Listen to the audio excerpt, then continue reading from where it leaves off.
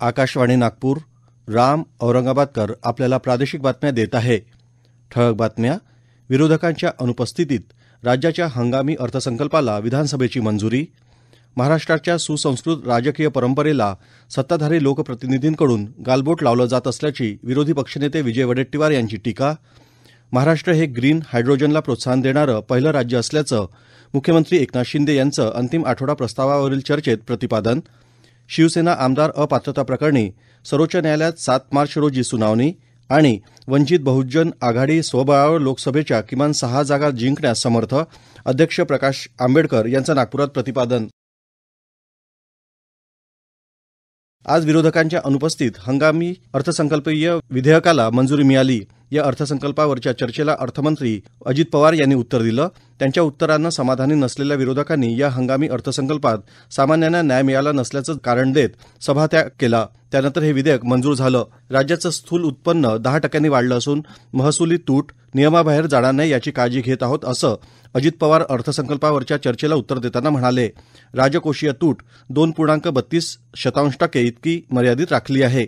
दुसरीकडे जीएसटी वसुलीत मोठी वाढ होऊन राज्याचं उत्पन्न वाढविण्याचा प्रयत्न सुरू असून त्यामुळे राज्याची आर्थिक स्थिती उत्तम असल्याचा निर्वाळा त्यांनी दिला. राज्याला जीएसटीमधून मिळणारं उत्पन्न 19.9% वाढलं असून या उत्पन्नात राज्य पहिल्या क्रमांकावर आहे. देशात राज्याचा वाटा 15.82% आहे, असं अजित पवार म्हणाले. नैसर्गिक आपत्तीमुळे शेतकऱ्यांना द्यायची नुकसान भरपाई, 1 रुपयात पीक विमा, नमो शेतकरी सन्मान योजनेचा राज्याचा स्वतंत्र हिस्सा, आनंदाचा शिधा, राज्यात सुरू असलेल्या अनेक महत्वाकांक्षी योजना यावरच्या खर्चांमुळे वर्षभरात पुरवणी मागण्यांवरच्या रकमेत वाढ करावी लागल्याचं स्पष्टीकरण त्यांनी दिलं.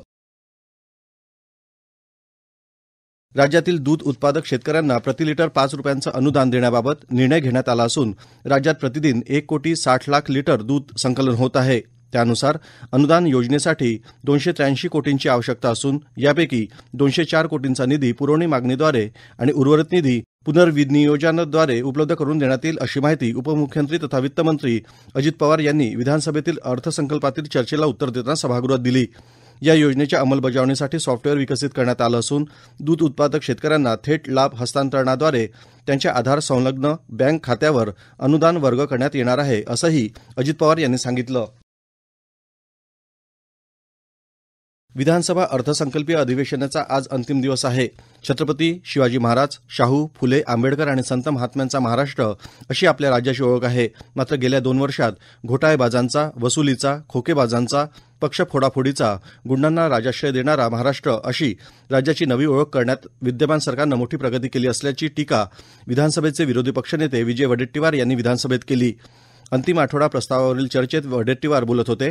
पुण्यात पत्रकारांवरील हल्ला, लोकप्रतिनिधींची हत्या यामुळे दहशत निर्माण होत असून या राज्यात सुरक्षिततेचा प्रश्न ऐरणीवर आला आहे, अशा शब्दात वडेट्टीवारांनी सरकारवर निशाणा साधला. महाराष्ट्राच्या सुसंस्कृत राजकीय परंपरेला सत्ताधारी लोकप्रतिनिधींकडून वारंवार गालबोट लावलं जात असल्याचं त्यांनी नमूद केलं. महाराष्ट्र हे ग्रीन हायड्रोजनला प्रोत्साहन देणारं देशातील पहिलं राज्य असल्याचं प्रतिपादन मुख्यमंत्री एकनाथ शिंदे यांनी अंतिम आठवडा प्रस्तावावरील चर्चेला उत्तर देताना केलं. आपलं राज्य वेगानं प्रगती करत असून उद्योगधंद्यांना अनुकूल असं वातावरण इथं तयार होत असल्याचा विश्वास त्यांनी व्यक्त केला. याशिवाय 5,500 कोटी रुपये आपण शेतकऱ्यांच्या खात्यात जमा केल्याचं सांगून 15 लाख हेक्टर जमीन सिंचनाखाली आल्याची माहिती मुख्यमंत्री शिंदे यांनी सुरुवातीला दिली. संभाव्य पाणी टंचाई उद्भवणाऱ्या ठिकाणी आपल्या सरकारनं तरतूद केल्याचं ते म्हणाले. कायदा सुव्यवस्था याबद्दल विरोधी पक्षांनी उपस्थित केलेल्या प्रश्नाला उत्तर देताना शिंदे म्हणाले की स्वार्थापोटी किंवा सूड भावनेतून राज्यात कुणावरही अन्याय होणार नाही. दरम्यान ड्रग पेडलर्स पुण्यात आणि मुंबईत नुकत्याच झालेल्या कारवाईचा संदर्भ देत राज्याला ड्रगच्या विळख्यातून मुक्त करण्यास कटिबद्ध असल्याचं ते म्हणाले. महिला सुरक्षा अभियानात रिस्पॉन्स टाईम कमी केला असून विरोधकांनी केवळ विरोधासाठी विरोध करू नये, मुद्देसूद आपलं म्हणणं मांडून सरकार चुकत असल्याचं दाखवलं पाहिजे, असं ते म्हणाले. एक भारत श्रेष्ठ भारत योजनेला साकार करणाऱ्या भारत का अमृत कलश या दूरदर्शनवर प्रसारित होणाऱ्या कार्यक्रमामुळे देशभरातल्या विविध भागातल्या प्रतिभावंतांना व्यासपीठ उपलब्ध झालं आहे, असं केंद्रीय माहिती आणि प्रसारण मंत्री अनुराग ठाकूर यांनी म्हटलं आहे. या उपक्रमाच्या निमित्तानं आयोजित कार्यक्रमात ते काल मुंबईत बोलत होते. प्रसार भारती आणि गायक पद्मश्री कैलास खेर यांनी एकत्र येऊन संगीत आणि लोककलांवर आधारित असा अमृत कलश हा कार्यक्रम तयार केला आहे. या कार्यक्रमात संपूर्ण देशातल्या लोककलांचं दर्शन घडवणारे कलाकार सहभागी होणार आहेत. हा कार्यक्रम कार्यक्रम देशाच्या समृद्ध सांस्कृतिक वारशाला पुढे घेऊन जाईल असा विश्वास ठाकूर यांनी यावेळी व्यक्त केला. राज्य माध्यमिक आणि उच्च माध्यमिक शिक्षण मंडळाच्या वतीनं घेण्यात येणाऱ्या इयत्ता 10वीच्या लेखी परीक्षेला आजपासून सुरुवात झाली. यंदा 9 विभागीय मंडळातून 16,09,445 विद्यार्थी ही परीक्षा देत आहेत. यासाठी 5,086 केंद्र निश्चित करण्यात आली आहेत. परीक्षेदरम्यान गैरप्रकारांना आळा बसावा यासाठी मंडळाकडून 271 भरारी पथक नेमण्यात आली आहेत. गेल्या वर्षीप्रमाणे यंदाही निर्धारित वेळेनंतर शेवटी 10 मिनिटे वाढवून देण्यात आली आहेत. ही परीक्षा 26 मार्चपर्यंत चालणार आहेत. अमरावती जिल्ह्यात 196 केंद्रांवर 39,236 विद्यार्थी 10वीची परीक्षेसाठी हजेरी लावली आहेत, अशी माहिती आमच्या प्रतिनिधीनं दिली. मेरा पहला वोट देश के लिए हे अभियान संपूर्ण देशात राबविण्यात येत असून नागपुरात देखील हे अभियान व्यापकपणे राबविण्याचा प्रयत्न केला जात आहे. या अंतर्गत नागपुरातील जयश्री टॉकीज इथं सिनेमाच्या मध्यंतराच्या सुमारास नागरिकांना मेरा पहला वोट देश के लिए ही जाहिरात दाखवून जनजागृती करण्यात येत आहे. या प्रादेशिक बातम्या आपण आकाशवाणीच्या नागपूर केंद्रावरून ऐकत आहात. शिवसेना आमदार अपात्रता प्रकरणी विधानसभा अध्यक्ष राहुल नार्वेकर यांनी दिलेल्या निकालाला आव्हान देणाऱ्या याचिकेवर सर्वोच्च न्यायालयात 7 मार्च रोजी सुनावणी होणार आहे. शिवसेना उद्धव बाळासाहेब ठाकरे पक्षानं सादर केलेल्या याचिकेवर आज सुनावणी झाली. सरन्यायाधीश धनंजय चंद्रचूड यांच्या खंडपीठासमोर आज ठाकरे यांच्या वतीनं कपिल सिब्बल यांनी तातडीनं सुनावणी घेण्याची विनंती केली होती, तेव्हा न्यायालयानं हे आदेश दिलेत. वंचित बहुजन आघाडीनं स्वबळावर निवडणुका लढविल्या तरी लोकसभेच्या किमान 6 जागा मी निवडून आणू शकतो, असं प्रतिपादन वंचित बहुजन आघाडीचे अध्यक्ष प्रकाश आंबेडकर यांनी केलं. आज नागपूर जिल्ह्यातील रामटेक इथं प्रचार सभेसाठी आले असता त्यांनी नागपूरच्या रवी भवन इथं प्रसारमाध्यमांशी संवाद साधला. महाविकास आघाडीत लोकसभेसाठी 15% ओबीसीचे उमेदवार असले पाहिजे. किमान 3 अल्पसंख्याक उमेदवारांसाठी आपण आग्रही राहणार असल्याचं सांगून आम्हाला लोकशाहीचं समाजीकरण करायचं आहे, असं आंबेडकरांनी यावेळी स्पष्ट केलं. MIDC इंडस्ट्रीज असोसिएशन MIA तर्फे 2 मार्च रोजी सकाळी 12 वाजता वाडी MIDC टी पॉइंट MIDC रोडवरील हॉटेल सॉलिटेअरमध्ये स्थापना दिनाचं आयोजन करण्यात आलं आहे. प्रमुख पाहुणे म्हणून केंद्रीय रस्ते वाहतूक आणि महामार्ग मंत्री नितीन गडकरी यांची कार्यक्रमाला प्रमुख उपस्थिती राहणार असून खासदार कृपाल तुमाने, आमदार समीर मेघे आणि MSMEचे संचालक श्री M पार्लेवार यांची विशेष उपस्थिती राहील. या कार्यक्रमात मान्यवरांच्या हस्ते उद्यमशीलता उत्कृष्ट पुरस्कार प्रदान करण्यात येणार आहेत. MIA ही कामगार संघटना कायद्याअंतर्गत नोंदणीकृत संघटना असून MIDC हिंगणा परिसरातील उद्योगांच्या कल्याणासाठी आणि उन्नतीसाठी प्रयत्न करते.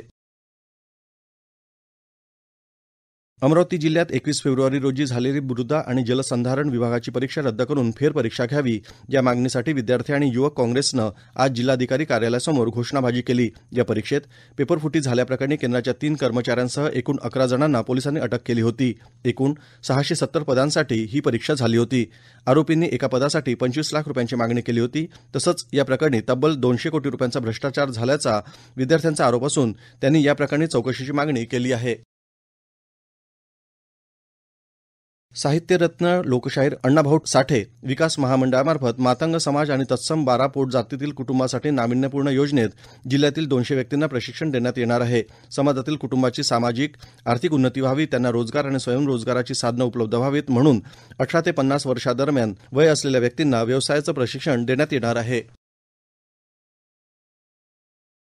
येत्या 3 मार्च 2024 रोजी सकाळी 10 वाजता रमण विज्ञान केंद्र इथे हेरिटेज ऑन व्हील्स या विंटेज कार प्रदर्शनाचं उद्घाटन होणार आहे. विंटेज मोटर गाड्यांचं महत्त्व समजून सांगणं, त्यांना जतन करणं, त्यांचं डिझाईन, अभियांत्रिकी, कला आणि इतिहास समजून घेणं आणि विशेषतः मुलांना माहिती देणं हा या प्रदर्शनाचा उद्देश आहे. रमण सायन्स सेंटर नागपूर आणि सेंट इंड विंटेज ऑटोमोबाईल असोसिएशन नागपूर यांनी एकत्र येऊन हेरिटेज ऑन व्हील्स नावाच्या विंटेज कार प्रदर्शनाद्वारे नागपूरच्या लोकांसाठी 23 विंटेज कार आणि 8 बाईक्सचा दुर्मिळ प्रदर्शन आयोजिलं असून नागपूरच्या लोकांनी या अनोख्या संधीचा लाभ घ्यावा असं आवाहन केंद्राकडून करण्यात आलं आहे. शेवटी पुन्हा काही ठळक बातम्या. विरोधकांच्या अनुपस्थितीत राज्याच्या हंगामी अर्थसंकल्पाला विधानसभेची मंजुरी. महाराष्ट्राच्या सुसंस्कृत राजकीय परंपरेला सत्ताधारी लोकप्रतिनिधींकडून गालबोट लावलं जात असल्याची विरोधी पक्षनेते विजय वडेट्टीवार यांची टीका. महाराष्ट्र हे ग्रीन हायड्रोजनला प्रोत्साहन देणारं पहिलं राज्य असल्याचं मुख्यमंत्री एकनाथ शिंदे यांचं अंतिम आठवडा प्रस्तावावरील चर्चेत प्रतिपादन. शिवसेना आमदार अपात्रता प्रकरणी सर्वोच्च न्यायालयात 7 मार्च रोजी सुनावणी आणि वंचित बहुजन आघाडी स्वबळावर लोकसभेच्या किमान 6 जागा जिंकण्यास समर्थ. अध्यक्ष प्रकाश आंबेडकर यांचं नागपुरात प्रतिपादन. याबरोबरच हे प्रादेशिक बातमीपत्र संपलं. नमस्कार.